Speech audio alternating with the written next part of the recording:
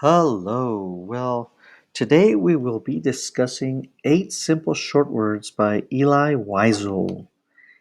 And so this story, or rather this excerpt by Eli Wiesel, is uh, entitled Eight Simple Short Words, is actually an excerpt from his Pulitzer Prize winning novel, Night.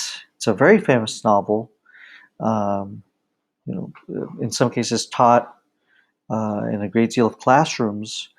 Uh, but it's such a great work. I mean, it won the Pulitzer Prize, and rightfully so, probably. I would argue because how many novels do we have where the protagonist lived the hardships and the ordeals of a circumstance that we should be grateful we didn't have to undergo or live. So this excerpt taken from Night. There's several sites, and without referring to the book, um, this particular website that I point out here, it's a little lengthier than some of the other sites where they show this excerpt, because it covers not only the chapter in which the labeling of eight simple short words comes out, but also the setting up for the circumstances that lead to that particular moment, right? There's a certain very important interlinking that I'm going to mention as I go through this presentation. So let's begin. And as mentioned in some of the other videos, to construct this story, I mean, again, in writing, there's many different uh, processes and ways in which we can construct something. But for this particular, for my orientation of constructing the narrative genre, I just think the Freytag paradigm is a great graphic resource to organize your thoughts. I mean, you can play around with the creativity around it, but generally, I think it's a great organizing tool to get you oriented on the narrative genre. Okay. So let's begin. So the protagonists and the circumstances entail Eli Wiesel himself, right? He is the protagonist. This is a nonfiction narrative. Unfortunately, right? I hate to say that that it is nonfiction, but a part of me is also grateful for it. It's grateful because it teaches us about lessons of history, of humanity, or lack of humanity, or some of the struggles involving some of these hardships regarding humanity. So what are the circumstances that Eli Wiesel's facing? Well, he's facing he's facing the oppression, the violence, the trauma of a Nazi Germany, uh, basically by force, almost kidnapping these Jews, right? This Jewish nation, and taking them to these concentration camps, right?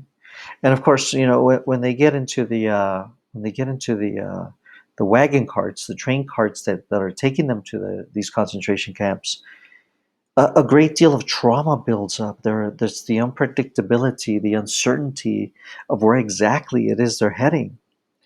So this is going to involve a very easy goal to frame, and that's the goal of survival. But I would also add that it goes beyond survival.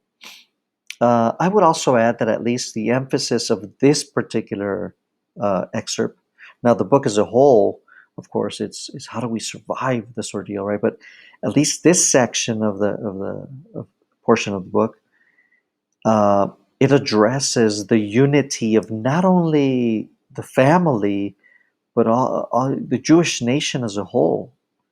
Immediately, of course, for Eli as a young boy, I think he's 15 years old as the protagonist in this novel. Um, he doesn't want to lose his unity with his mother, sister, father, and so these are the circumstances he's facing. So let's see how it turns out. Well, The circumstances also frame the conflict, right? And the immediate conflict, again, is Nazi Germany. However, much like the goal, I would also say that it's also the Jews themselves, or maybe a self-internalization of Eli himself that relates a conflict. So, for example, the beginning of the story is tells of the Eli, him with his father, mother, and sister, and other surrounding Jews inside this train cart that's delivering them over to Auschwitz, a concentration camp. And inside the at least in that excerpt that I was from that site I was pointing out, inside that cart is a lady by the name of Madame Schachter. Now, Madame Schachter is with the little boy, and by the inference of the story, she's been separated from her husband and other sons. Well, as the train cart is traveling, right? Shouldn't even say traveling, forcefully delivering the Jews right to these concentration camps. On the way, Madame Schachter screams, "Fire! Fire!"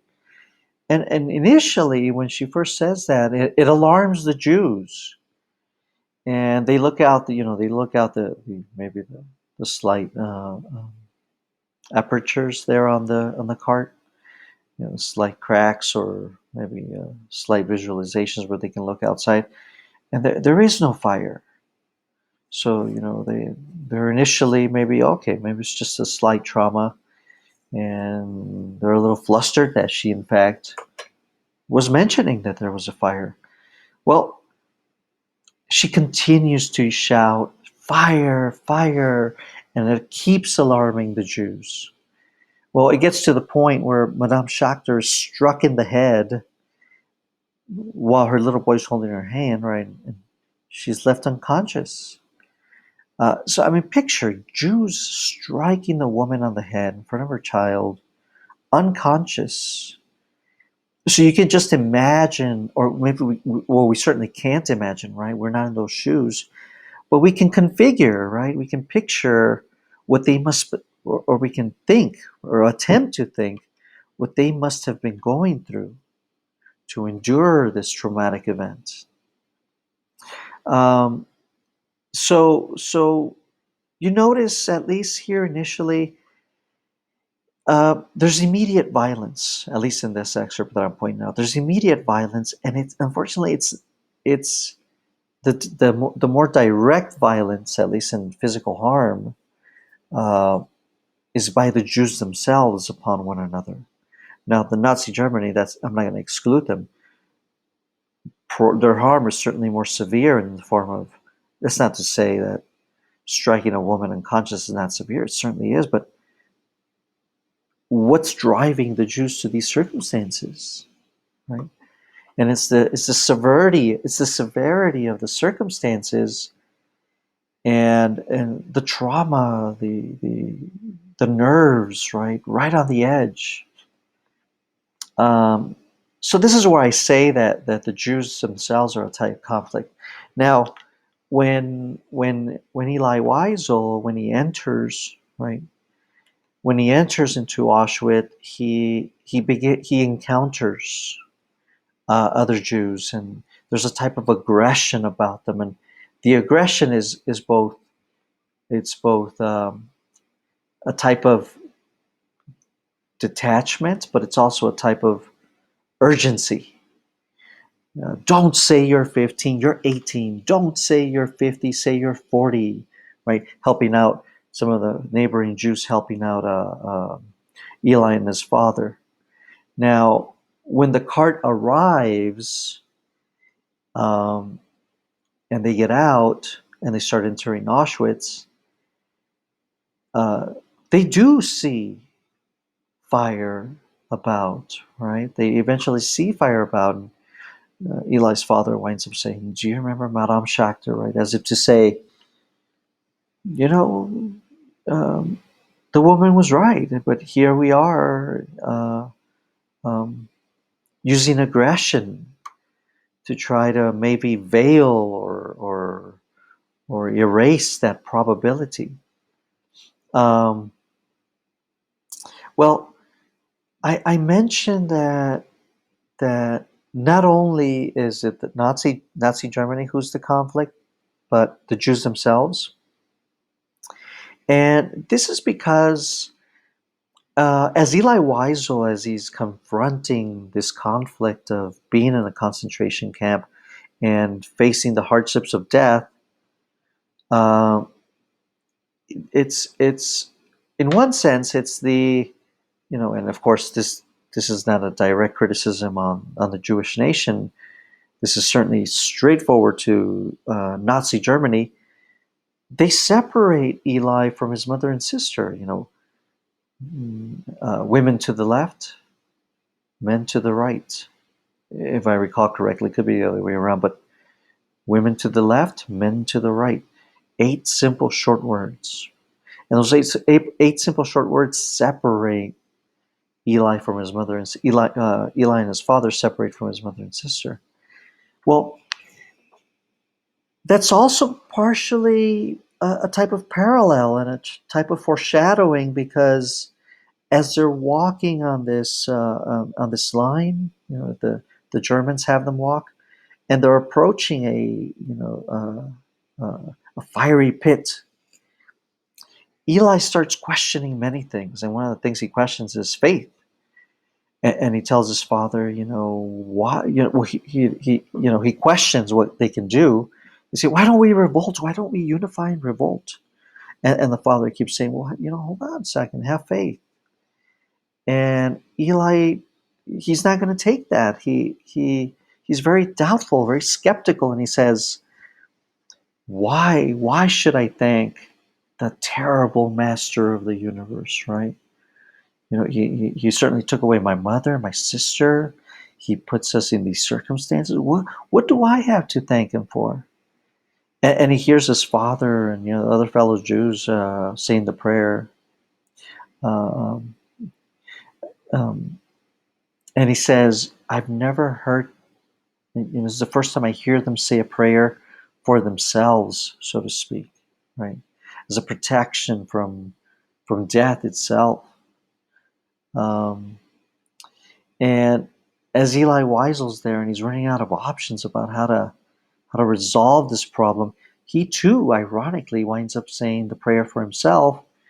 Only later on in the excerpt, to say, uh, "This is the event that killed my faith, right? Killed my God."